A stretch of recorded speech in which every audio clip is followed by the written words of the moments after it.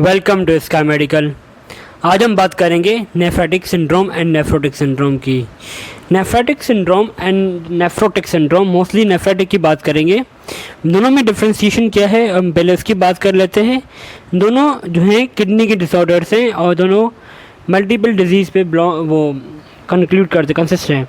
Nephritic syndrome में basically inflammation होती है ड्यू टू सर्टेन डिजीज़, किसकी आपकी जो है ग्लोमेरुलाई और जो बाउमेंस कैप्सूल है इस एरिया की आपकी इन्फ्लेमेशन होगी। जबकि नेफ्रोटिक सिंड्रोम में आपकी जो कैपिलरीज होती हैं वो डैमेज हो जाती हैं, इन्फ्लेमेशन नहीं होती, डैमेज हो जाता है, जिसकी वजह से प्रोटीन इसमें भी लूज़ होती है, मगर नॉट मोर देन 3.5 ग्राम पर 24 आवर्स नेफ्रोटिक सिंड्रोम में। जबकि नेफ्रोटिक सिंड्रोम में मोर देन 3.5 ग्राम मोर देन 24 आवर्स से ज़्यादा इसमें होती हैं। इस इन्फ्लेमेशन के साथ जो है नेफ्रोटिक सिंड्रोम में हेमीचूरिया प्लस ब्लड कास्ट आता है, जबकि नेफ्रोटिक सिंड्रोम में हेमीचूरिया इतना नहीं होता। Hypertension, oedema, these are the symptoms of nephrotic syndrome. जबकि नेफ्रोटिक सिंड्रोम के जो है हाइपरटेंशन तो है, मगर साथ में अदर सिम्टम्स हैं, जिससे हाइपरबिलिरुबिनिया और अदर सिम्टम जो हम आगे पढ़ेंगे। So by definition, glomerular disease presenting with nephritic syndrome और often characterised by the inflammation in the glomeruli. हमने बात की थी इन्फ्लेमेशन होगी नेफ्रेटिक सिंड्रोम में, तो सिम्टम्स क्या क्या मिलेंगे? हेमीचूरिया मिलेगा, द रेड सेल कास्ट जो है प्रेजेंट होगी यूरिन में, और साथ में जो है इन्फ्लेमेशन की वजह से क्या होगा? GFR डिक्रीज़ होगा। जब GFR डिक्रीज़ होगा तो उसका फिल्ट्रेशन भी डिक्रीज़ हो जाएगी ग्लोमेरुलस से, तो पेशेंट किस में जाएगा? एजोटीमिया में चला जाएगा, ठीक है, ओलिगोयूरिया में चला जाएगा, यूरिन फॉर्मेशन कम हो जाएगी। तो दिस इज़ द पिक्चर जिसमें नेफ्रेटिक एंड नेफ्रोटिक सिंड्रोम का उसने वो डिफ्रेंशिएशन बताई है कि नेफ्रेटिक सिंड्रोम में आपको जो है क्या मिलेगा?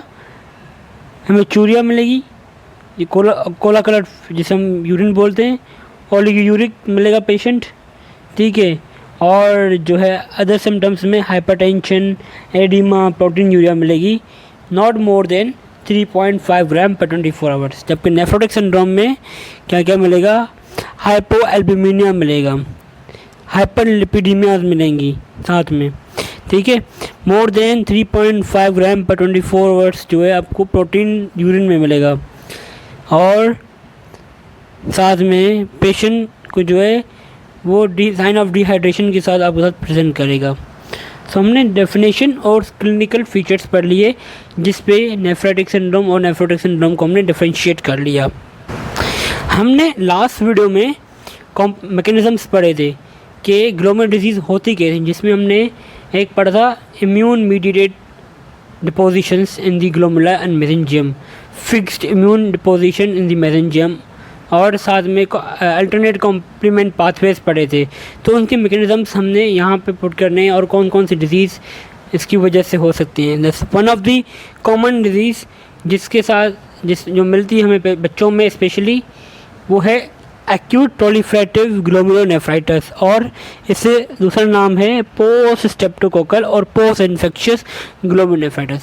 इसमें होता क्या है कि एक सिंपल आता है आपके पास पेपर्स में कि एक बच्चा है 10 इयर्स का, ठीक है, वो आपके पास सोर थ्रोट के बाद आया है, उसको सोर थ्रोट वायरल चल रहा था, 5-6 दिन वायरल चला, उसके बाद आया है तकरीबन 4 हफ्ते बाद। मदर ने कंप्लेन की है कि बच्चे को क्या हो रहा है, बच्चे को जो है यूरिन में ब्लड आ रहा है, बच्चे को यूरिन में ब्लड आ रहा है, और आई साइड पे स्वेलिंग हो रही है, और जो है स्कोटल एरिया और पैरों पे स्वेलिंग आ रही है। तो अगर ये आपको सिम्टम्स मदर आपको बताए बच्चे के बारे में, बच्चे की एज 10 से 12 साल की हो, इन्फेक्शन हो चुका हो 4 हफ्ते 5 हफ्ते पहले, तो आपने क्या चीज़ डायग्नोस करनी है, क्या चीज़ सोचनी है कि उसको कोई जीएन तो नहीं चल रहा, स्पेशली उसको पोस्ट स्ट्रेप्टोकोकल ग्लोमेरुलोनेफ्राइटिस हो सकता है। इस कंडीशन को एक और कंडीशन है, उसका नाम है IgA नेफ्रोपैथी। उससे कैसे डिफरेंशिएट करेंगे? दोनों के सिम्टम सेम ही होते हैं, बट ड्यूरेशन का फ़र्क होता है। इसमें जो है पोस्ट स्ट्रेप्टोकोकल ग्लोमेरुलोनेफ्राइटिस में क्या होता है कि इन्फेक्शन की वजह से जो है जीएन हुआ है या डिजीज़ हुई है। उसमें होता क्या है आईजी नेफ्रोपैथी में कि आपकी बॉडी में कुछ जो है अल्फ़ा चेन्स होती हैं, उसमें जो पहले से ही एक एबनॉर्मलिटी होती है या IgA deposition, abnormal IgA deposition पहले से ही होती है। वो तंग नहीं करती, किडनीज़ को डिस्टर्ब नहीं करती, एबनॉर्मलिटी शो नहीं करती। कोई इन्फेक्शन होता है उसके 4 to 5 डेज़ के बाद अगर पेशेंट को सेम सिम्टम्स हो जाएं, प्रॉपरली सेम सिम्टम्स आ जाएं, 4 to 5 डेज़ ड्यूरेशन देख ले, वो मोर देन 4 वीक्स के बाद थी, ये 4 to 5 डेज़ और 1 वीक के अंदर है।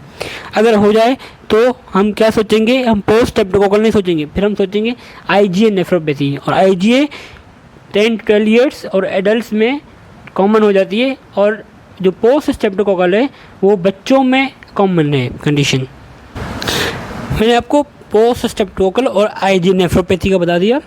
पोस्ट स्ट्रेप्टोकोकल जीएन में क्या होता है, इम्यून कॉम्प्लेक्सेस जो होते हैं वो जो हैं वहाँ पे फॉर्म होते हैं, और जिसकी वजह से पेशेंट को जीएन होता है। मतलब कोई इन्फ्लामेटरी सेल्स होते हैं या इन्फ्लामेशन की वजह से जीएन हो रहा है। ठीक है, इसमें मोस्ट कॉमन जो है वो कौन सा है, वो है AB स्ट्रेप्टोकोकल, या कोई स्किन इन्फेक्शन भी ये कंडीशन करवा सकता है जो स्ट्रेप्टोकोकल इन्फेक्शन की वजह से हो। अब बात करते हैं थोड़ी पैथोलॉजी की और इसकी जो हिस्टोपैथोलॉजी की। क्लासिकल पिक्चर क्या होगी, आपको इसमें क्लासिकल पिक्चर ये मिलेगी कि आपको ल्यूकोसाइट फॉर्मेशन, ल्यूकोसाइट्स मिलेंगे, न्यूट्रोफिल्स मिलेंगे। दिस इज़ दी ग्लोमेरुलस, जिसमें आप देख रहे हैं कि ल्यूकोसाइट और न्यूट्रोफिल्स आपको मिलेंगे। प्रोलिफरेशन होगी एंडोथेलियल एंड मेसेंजियल सेल्स की, ठीक है, और फॉर्म करेगी, क्रिसेंट टाइप ऑफ फॉर्मेशन करेगी। ये है आपकी हिस्टोपैथोलॉजी। इम्यूनोफ्लोरेसेंस पे क्या मिलेगा, कौन से डिपॉजिट्स मिलेंगे, ग्रेन्युलर डिपॉजिट्स मिलेंगे आईजीजी के, और समटाइम आईजीएम के भी मिलते हैं। जबकि इलेक्ट्रॉन डेंस माइक्रोस्कोपी जो होती है उसमें आपको कौन सी मिलेगी, उस पर आपको हम्स मिलेंगे, स्मॉल हम्स की जो है उस पर पिक्चर पे हम्स की पिक्चर, इस तरह हम्स मिलेंगे आपको। तो दीज आर दी क्वेश्चन जो आपसे पूछेंगे। कोई भी क्वेश्चन देके ये लोग हिस्टोपैथोलॉजी क्वेश्चन पूछ लेते हैं या पूछते हैं कि डायग्नोज करें। ठीक है, हमने इसकी तो हम क्लिनिकल फीचर्स को फिर रिवाइज कर लेते हैं। पोस्ट स्ट्रेप्टोकोकल जो मोस्ट कॉमन कंडीशन बच्चों में होती है, कब होती है, जब इन्फेक्शन हो जाए उसके 3 to 4 वीक्स के बाद, या एम्पेटिगो कोई स्किन लीजन हो जाए स्ट्रेप्टोकोकल इन्फेक्शन के बाद, उसकी वजह से क्या क्या मिलेगा, हेमेचूरिया, कोला कलर्ड यूरिन मिलेगा, बच्चे का ब्लड प्रेशर बढ़ा हुआ होगा, पेरी ऑर्बिटल स्वेलिंग मिलेगी। 3 हमने इसको टॉपिक को यहीं पे कवर कर लिया। आपसे जो क्वेश्चन है वो इतना ही पूछते हैं या ज़्यादा से ज़्यादा लेबॉर्ट्री फाइंडिंग्स पूछते हैं, आपसे कभी भी मैनेजमेंट नहीं पूछते। 4th ईयर फाइनल ईयर में मैनेजमेंट बिल्कुल कम पूछते हैं। तो हमें क्या क्या लेबॉर्ट्री फाइंडिंग्स मिलेंगी, डिक्रीज सीरम क्या मिलेगा, C3 लेवल्स डिक्रीज मिलेंगे, और ASO titres antibody streptococcal antibody titres आपको बढ़े हुए मिलेंगे। C3 डिक्रीज और ASO टाइटर बढ़े हुए मिलेंगे आपको इसमें। उसके बाद सेकंड कंडीशन है रैपिडली प्रोग्रेसिव ग्लोमेरुलोनेफ्राइटिस, और उसका दूसरा नाम है क्रिसेंटिक टाइप ऑफ ग्लोमेरुलोनेफ्राइटिस। ये क्या है, rapidly progressive glomerulonephritis also known as a crescentic, characterised by rapid loss of renal function over days to week. इसमें रैपिड कंडीशन जो है बढ़ती है और आपको रीनल फेल्यूर या रीनल डिजीज़ करवाती है। कॉज क्या कहते हैं, डिफरेंट डिजीज कॉज कर सकती हैं RPGN। The most common histological picture in the presence of crescent in most of the glomeruli, क्या मिलेंगे आपको हिस्टोलॉजिकली, क्रिसेंटिक सेल्स मिलेंगे, उसमें भी क्रिसेंटिक सेल्स मिल रहे, इसमें भी क्रिसेंटिक सेल्स मिलेंगे। वो पोस्ट स्ट्रेप्टोकोकल हो रही थी, इसमें आपको मैं अदर कंडीशन बताऊंगा जिसकी वजह से ये कंडीशन होती है। इसकी जो क्लासिफिकेशन है वो डिवाइडेड है 3 टाइप्स पे, type 1, type 2 and type 3। Type 1 पे एंटी-GBM एंटीबॉडीज़ बनती हैं, जिसमें गुड पोस्टर सिंड्रोम की बात करते हैं। हमने बात की थी गुड पोस्टर सिंड्रोम में क्या होता है कि आपकी अल्फ़ा चेन्स होती हैं, अल्फ़ा 3 चेन्स, उसकी जो है म्यूटेशन हो जाती है और वो चेन डिपोजिशन हो जाती है आपके लंग्स में और रीनल पेरेन्काइमा में, जिसकी वजह से आपको पेशेंट को शॉर्टनेस ऑफ ब्रेथ और हेमेचूरिया भी मिल सकता है। ठीक है, ड्यू टू GBM डिपोजिशंस। साथ में इसके बाद हमने बात की थी कि उसमें कौन कौन सी HLA जो है एसोसिएशन हो सकती है। HLA DRB1 क्वेश्चन में पूछा जाता है कभी कभार कि Goodpasture syndrome due to which HLA और ऑटो इम्यून डिजीज एसोसिएटेड। तो HLA DRB1 एसोसिएशन के साथ ये प्रेजेंट होती है। जब आप मार्कर कराएंगे तो पॉजिटिव आएगा। सेकंड, इम्यून कॉम्प्लेक्सेस की हमने बात की थी। इम्यून कॉम्प्लेक्स जो है डिपोजिशन हो जाती है। और तो कौन कौन सी कंडीशन हो सकती है। पोस्ट इन्फेक्शियस ग्लोमेरुलोनेफ्राइटिस हो सकती है, ल्यूपस नेफ्राइटिस हो सकता है, हिनोज-शोलन पर्पुरा कंडीशन है जिसमें आपको जो है हेमेचूरिया हाइपरटेंशन मिलेगा, साथ में पेडिक्यूलर रैशेस मिलेंगे over the knees and buttocks. अगर पेशेंट की कंप्लेन आ रही है कि उसको हेमेचूरिया हाइपरटेंशन है और साथ में पेरी ऑर्बिटल एडिमा है, तो ये तो आपको नेफ्राइटिक सिंड्रोम की बात बता रही है, सिंपल नेफ्राइटिक सिंड्रोम, और कोई इन्फेक्शन के साथ भी बता सकते हैं। अगर आपको वो कह रहे हैं नहीं पेडिक्यूलर रैशेस भी हैं साथ में, तो आपने पोस्ट स्ट्रेप्टोकोकल को छोड़ के आपने दूसरी कंडीशंस को याद करना है कि उसमें एक हिनोज-शोलन पर्पुरा भी है जो इसका एग्जांपल है ऑटो इम्यून और टाइप 2 इम्यून कॉम्प्लेक्सेस ग्लोमेरुलोनेफ्राइटिस का। IgA नेफ्रोपैथी और अदर कंडीशंस भी हैं। इसमें आपको इम्यूनोफ्लोरेसेंस जो आप टेस्ट करवाते हो उसमें क्या मिलता है, उसमें आपको इम्यून कॉम्प्लेक्स डिपोजिशंस होंगे। कौन से, granular type of immune complex deposition, जबकि टाइप 1 anti-GBM एंटीबॉडी में लीनियर टाइप ऑफ आपको जो है डिपोजिशंस मिलेंगे ऑन इम्यूनोफ्लोरेसेंस पे। अब बात करते हैं पॉसी इम्यून टाइप 3। ये अनदर टाइप, इसका मैकेनिज्म है, ये एन का एसोसिएटेड कंडीशंस होती हैं, वैस्कुलाइटिक कंडीशंस होती हैं जैसे ग्लोमेटोसिस, पोलेंजाइटिस, एन का PN का CN का एसोसिएटेड कंडीशंस होती हैं। ठीक है, तो इसमें हमें ना ग्रेनुलर टाइप ऑफ इम्यूनोफ्लोरेसेंस मिलेगी, ना इसमें हमें लीनियर टाइप मिलेगी। इसमें दोनों टाइप के नहीं मिलते हैं। ठीक है, तीनों में हमें क्या मिलेगी, क्रिसेंटिक सेल्स मिलेंगे, नेफ्रॉन्स मिलेंगे या हिस्टोपैथोलॉजी मिलेगी। Morphologically kidneys are enlarge and pale मिलेंगी with pedicular haemorrhages on the cortical surfaces. This is the picture. इसमें आपको नजर आ रहा होगा कि क्रिसेंटिक ऑब्लिटरेशंस मिल रही हैं small C.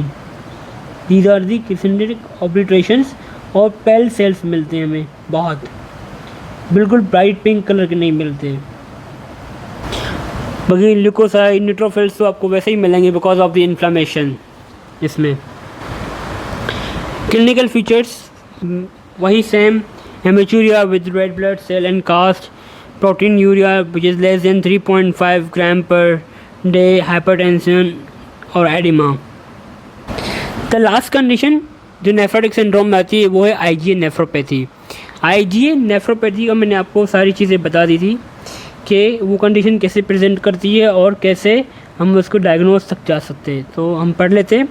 Characterized by the presence of prominent IgA deposit in the mesangium. कहाँ पर डिपोजिशन होगी, मेसेंजियम में डिपोजिशन होगी। ठीक है, और रिकरेंट हेमेचूरिया होगी पेशेंट को। ये मोस्ट कॉमन टाइप है वर्ल्ड वाइड और स्पेशली जो बच्चों में भी होती है, एडल्ट में भी होती है, मिडिल मतलब टीन एज में। फ्लोरोस्कोपी ऑफ इम्यूनोफ्लोरेसेंस में हमें क्या मिलेगा, मेसेंजियल डिपोजिशन मिलेंगे IgA के। क्लिनिकल फीचर्स की हमने बात करते हैं। इसमें भी यही क्लिनिकल फीचर मैंने आपको बताया था कि पेशेंट आपको वायरल के साथ आएगा, 5 to 6 डेज में उसको हेमेचूरिया हाइपरटेंशन एडिमा होना शुरू हो जाती है। तो हमने क्या सोचना है कि IgA नेफ्रोपैथी। अदर सिम्टम्स में क्या होगा, generalise itching, numbness, feeling tiredness होगी, वेट लॉस की हिस्ट्री, हेडेक, ड्राई स्किन की हिस्ट्री, ड्राउजीनेस, सारी चीज़ें हमें मिलेंगी। सो हमने सारी कंडीशंस पढ़ ली। इसमें हमें पोस्ट स्ट्रेप्टोकोकल हमने पढ़ा था C3 लेवल डिक्रीज और ASO टाइटर बढ़े हुए मिलेंगे, जबकि आपको इसमें जो है normal ASO titre and increase C3 levels मिलेंगे with IgA deposition in the mesangium of the crescent nephron में मिलेंगे। तो डॉक्टर्स हमारा टॉपिक यहीं पे एंड होता है। कोई क्वेरी हो, कोई क्वेश्चन हो, कमेंट बॉक्स में सेंड कर दीजिए, कोशिश करूँगा सॉल्व कर दूँ। Thank you.